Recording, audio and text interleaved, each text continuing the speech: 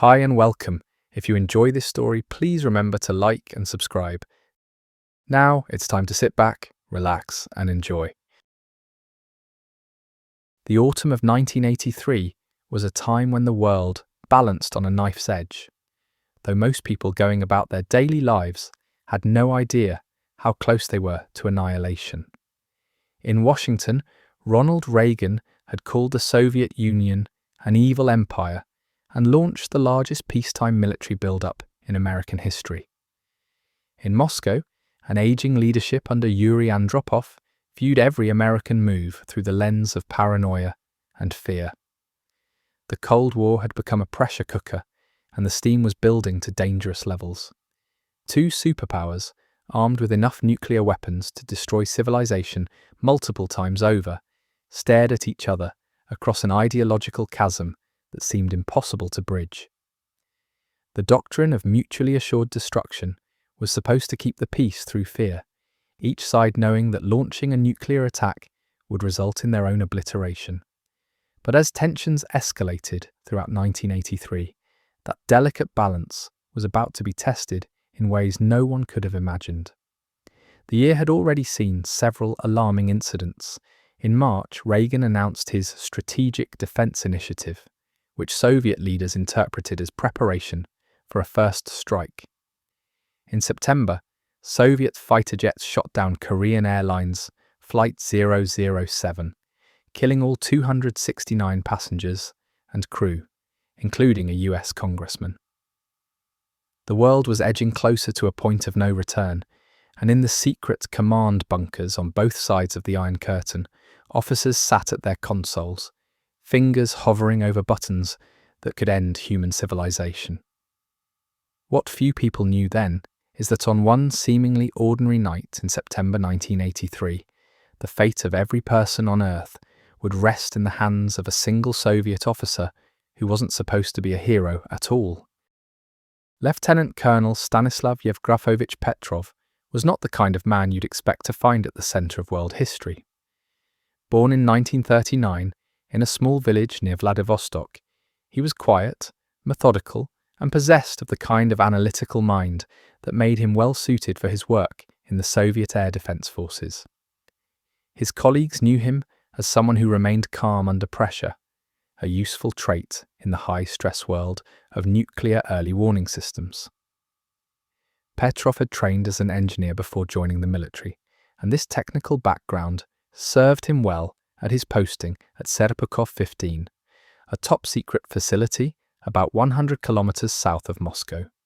Hidden beneath layers of concrete and steel, this bunker was one of the Soviet Union's most critical military installations, the nerve center for the OKO, Russian for Eye Satellite Early Warning System, designed to detect incoming American intercontinental ballistic missiles, ICBMs. The facility operated around the clock, with officers like Petrov monitoring screens that displayed data from a constellation of Soviet satellites positioned to watch for the telltale heat signatures of launching missiles. It was tedious work most of the time, endless hours watching for something that everyone hoped would never come. But the responsibility was enormous.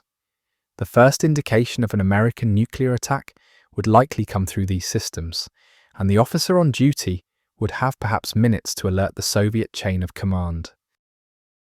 In September 1983, Petrov was filling in for a colleague during the night shift. He settled into his chair before the bank of monitors, expecting another quiet night of routine surveillance. The irony was not lost on him later. He wasn't even supposed to be there that night. History, it seems, often turns on such small coincidences. As he would later reflect, I was just a cog in the machine. I wasn't supposed to make history. I was just supposed to watch the screens and report what I saw. But sometimes, being in the right place at the right time, or perhaps the wrong place at the worst possible time, changes everything. The date was September 26th, 1983. The time, just after midnight. Petrov was settling into what he expected to be another uneventful shift when the impossible happened. Suddenly, the quiet of the command center was shattered by a piercing alarm. Red lights flashed across the control panels, and computer screens that had shown peaceful darkness moments before now displayed a terrifying message: missile launch detected. The OCO system's computers were reporting that an American intercontinental ballistic missile had been launched from Malmstrom Air Force Base in Montana and was heading toward the Soviet Union. The estimated time to impact, less than 30 minutes. Petrov felt his heart rate spike as years of training kicked in.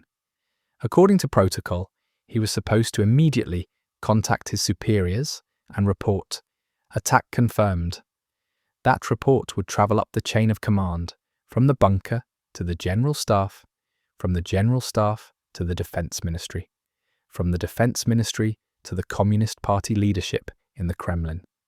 And then, according to Soviet doctrine, the USSR would launch a massive retaliatory strike before the American missile could hit its target. But something didn't feel right. Petrov stared at the screen, his engineer's mind working through the implications. One missile? The Americans had thousands of ICBMs. If they were really launching a first strike, why would they fire just one missile? It didn't make strategic sense. Then, as if the situation wasn't tense enough, the alarm sounded again, and again, and again. Within minutes, the system was reporting 5 American missiles in flight, all heading for Soviet territory. The command center erupted in controlled chaos. Junior officers looked to Petrov for guidance, their faces pale in the glow of the red warning lights. Everyone knew what this meant. Everyone knew what they were supposed to do.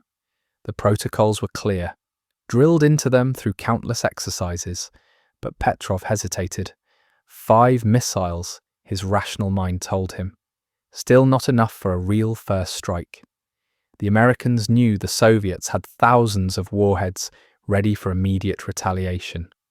If the US was really going to attack, they would launch everything at once to try to destroy the Soviet nuclear arsenal before it could respond. 5 missiles, even 5 ICBMs, wouldn't accomplish that goal. The seconds ticked by, each one feeling like an eternity. His colleagues waited for his decision. The fate of the world hung in the balance, though none of them fully grasped the magnitude of that moment. Years later, Petrov would describe those minutes as the longest of his life. The siren howled, he recalled, but I just sat there for a few seconds, staring at the big, backlit, red screen, with the word launch on it.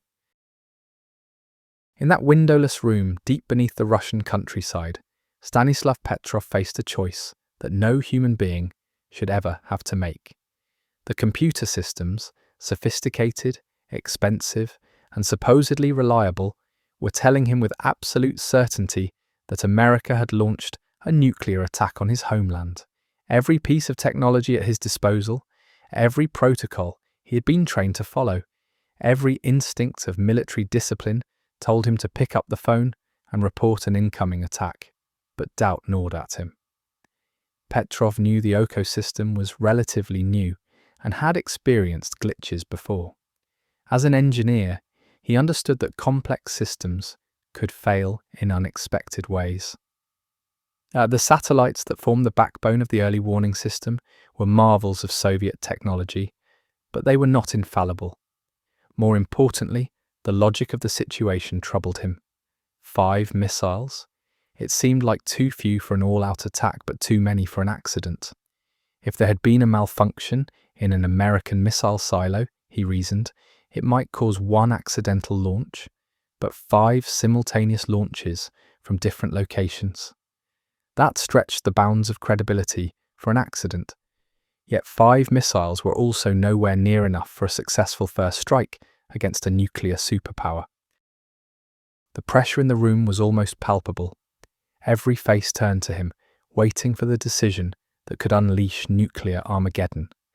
The direct phone line to higher command sat on his desk, ready to carry his report up the chain to leaders who might not have time for careful analysis. I had a funny feeling in my gut, Petrov later recalled. I didn't want to make a mistake. I made a decision, and that was it. With his hands shaking slightly, something he would never admit to his colleagues, Petrov picked up the phone. But instead of reporting attack confirmed, He said the words that may have saved humanity.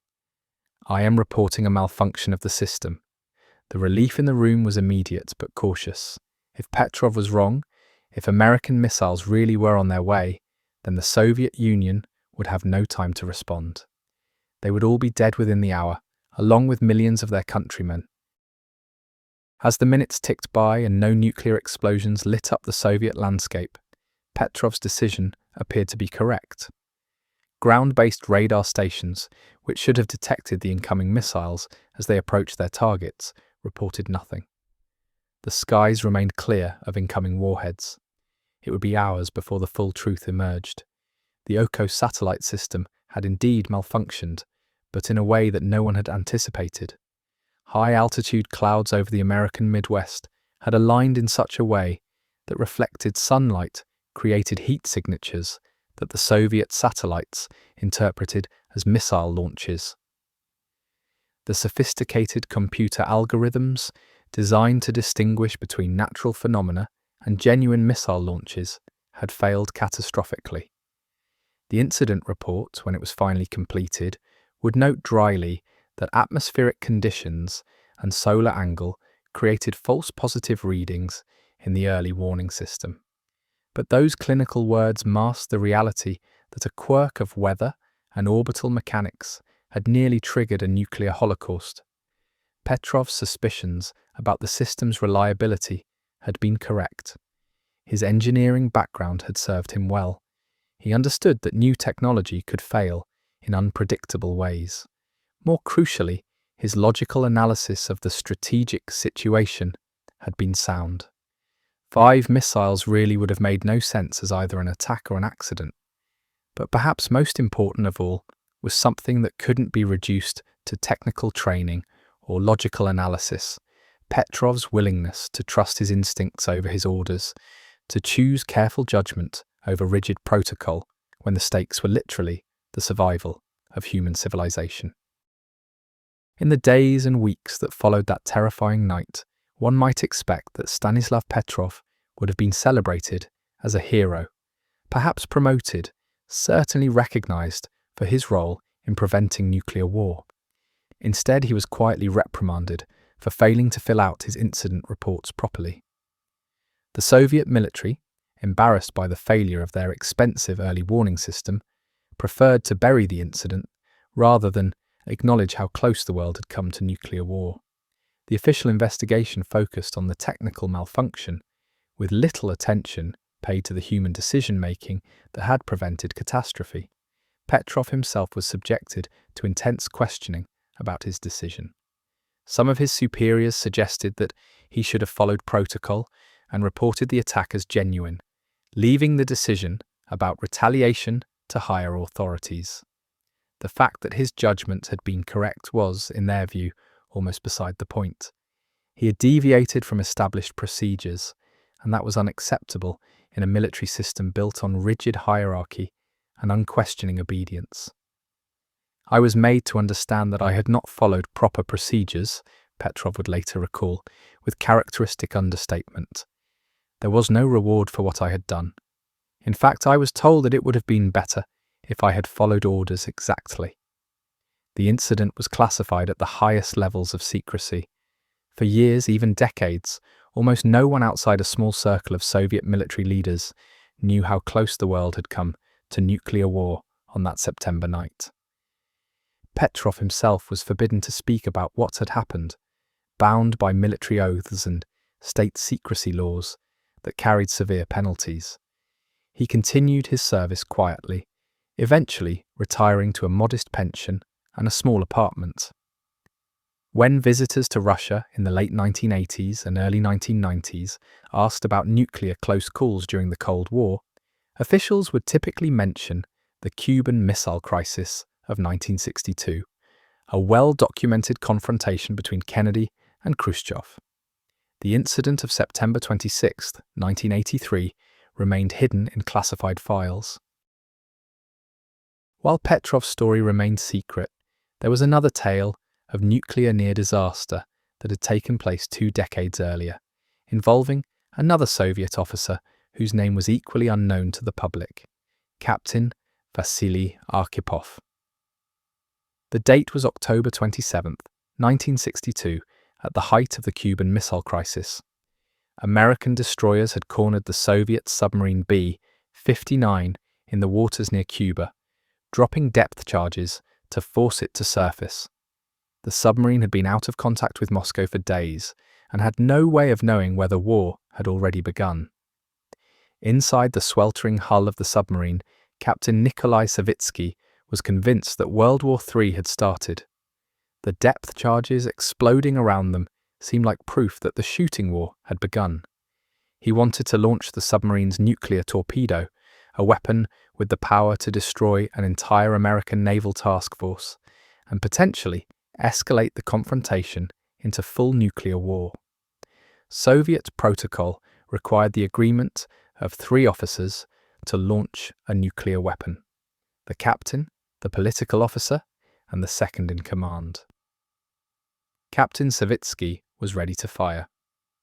Political officer Ivan Maslenikov agreed, but Vasili Arkhipov, the second in command, refused to give his consent. "I will not be responsible for starting a nuclear war," Arkhipov declared, even as his colleagues argued that they might already be at war and that their duty was to strike back at the Americans who were attacking them. The argument in the submarine's cramped command compartment was heated and emotional. Other officers joined the debate, some supporting Savitsky's desire for immediate retaliation, others backing Archipov's caution. The submarine was running low on battery power, the air was becoming increasingly toxic, and American depth charges continued to explode around them. But Arkhipov held firm.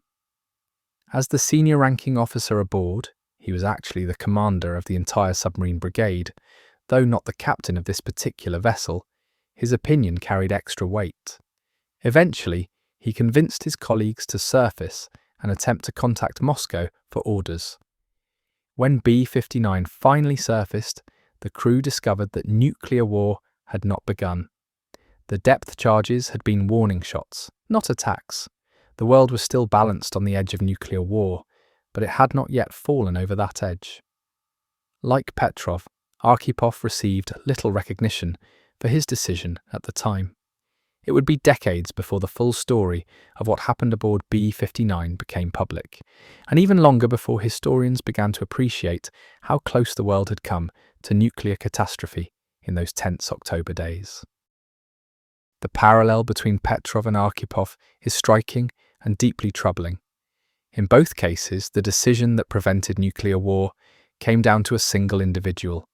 Not a president or prime minister, not a famous general or admiral, but a mid-level officer faced with an impossible choice in a moment of extreme crisis. Both men shared certain characteristics: technical competence, calm temperament, and a willingness to think independently even when facing enormous pressure to conform. Both understood that the decision to use nuclear weapons was not just a military choice, but a moral one, with implications far beyond the immediate tactical situation. Perhaps most importantly, both men were willing to take personal responsibility for their decisions, even when those decisions violated established protocols and could have resulted in severe punishment if they had been wrong.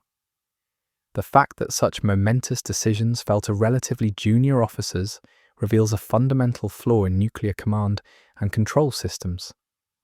The weapons designed to protect nations from their enemies had created a situation where the survival of human civilization could depend on the judgment of individuals who were never intended to bear such responsibility. Dr. Patricia Lewis, a nuclear policy expert who later studied both incidents, observed, "We've created systems that are supposed to protect us, but instead they've put the fate of the world in the hands of people who are just doing their jobs. That's not a sustainable way to manage weapons that can end civilization." In the years since these incidents became public, historians and nuclear policy experts have debated exactly how close the world came to nuclear war and what might have happened if Petrov or Arkhipov had made different decisions. Some argue that additional safeguards in both Soviet and American command systems would have prevented accidental nuclear war, even if these officers had reported attacks or launched weapons. The Soviet leadership in 1983, they suggest, might have demanded additional confirmation before ordering a retaliatory strike.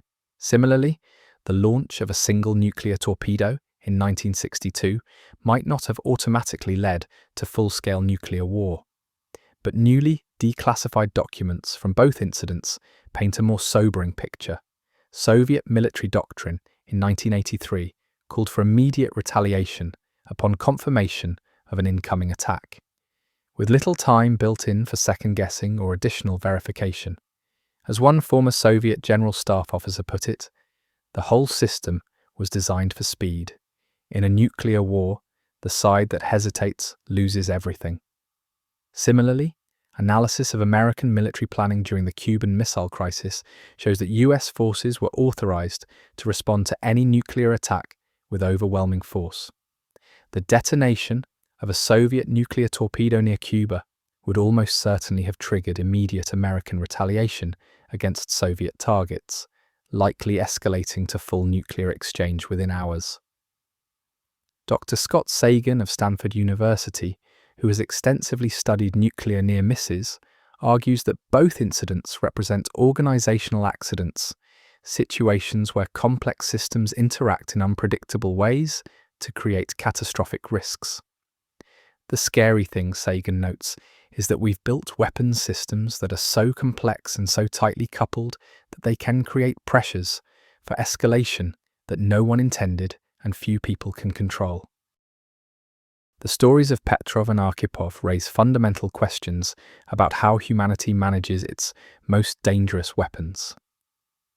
Should the survival of civilization depend on the judgment of individuals, or should we rely entirely on systems and protocols designed to prevent accidents?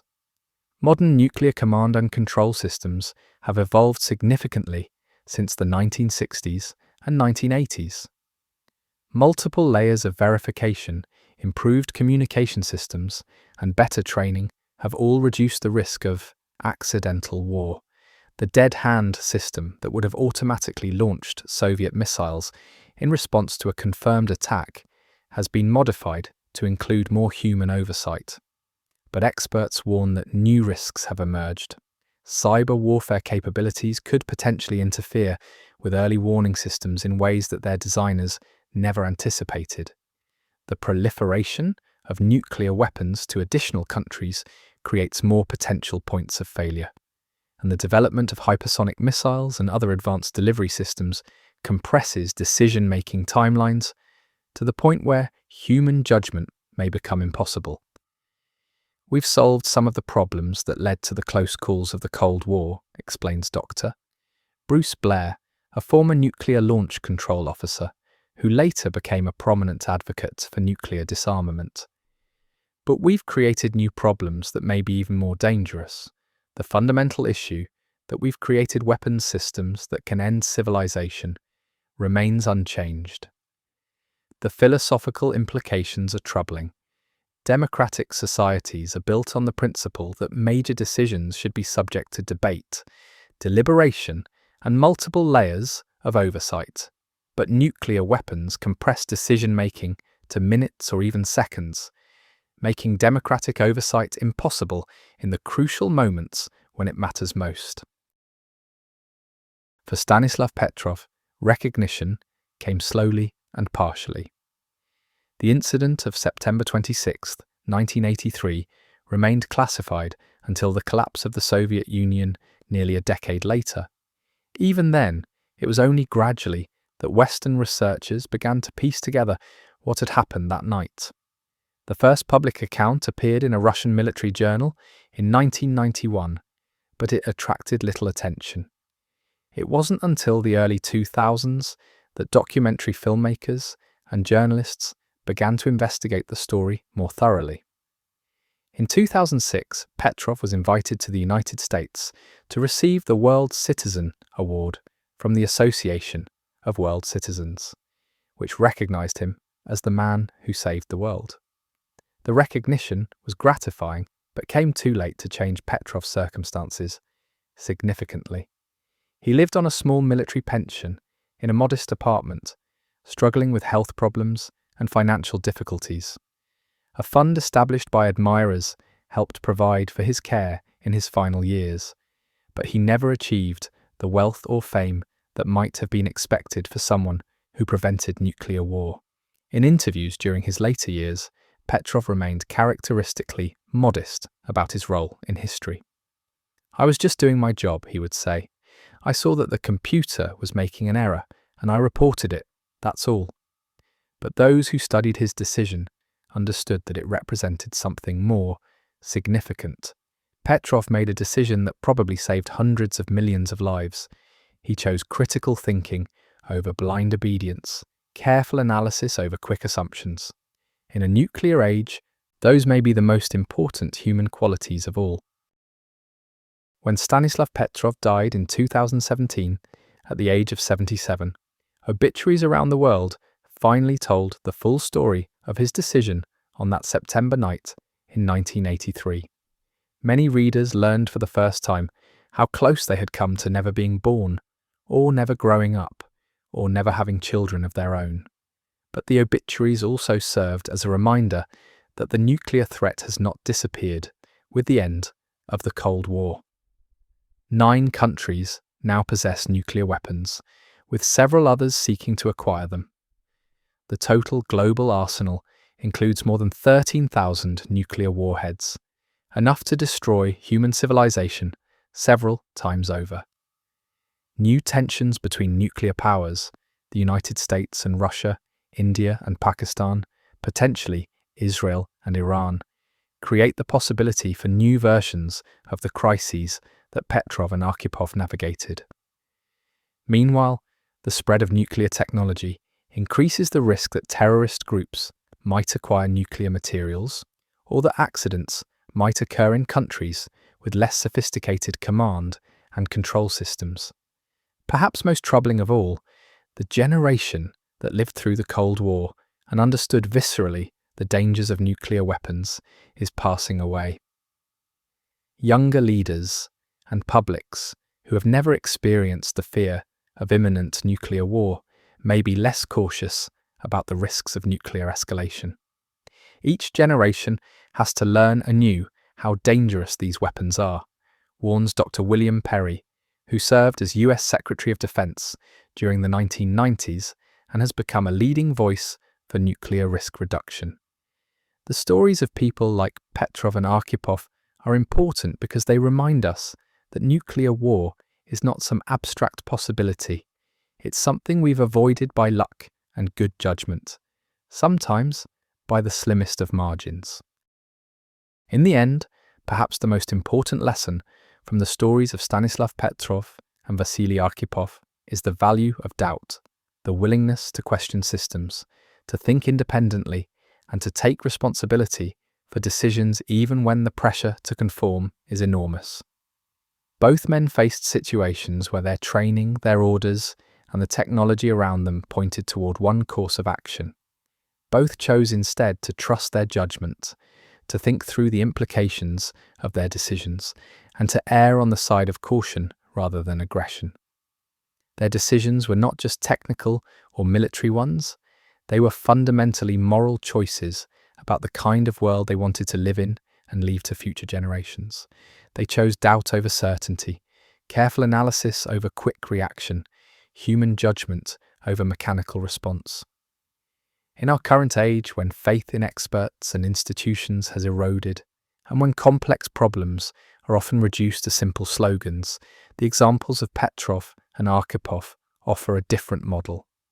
They suggest that the most important human quality in a dangerous world may not be confidence or decisiveness, but the intellectual humility to question one's assumptions and the moral courage to take responsibility for the consequences of one's actions.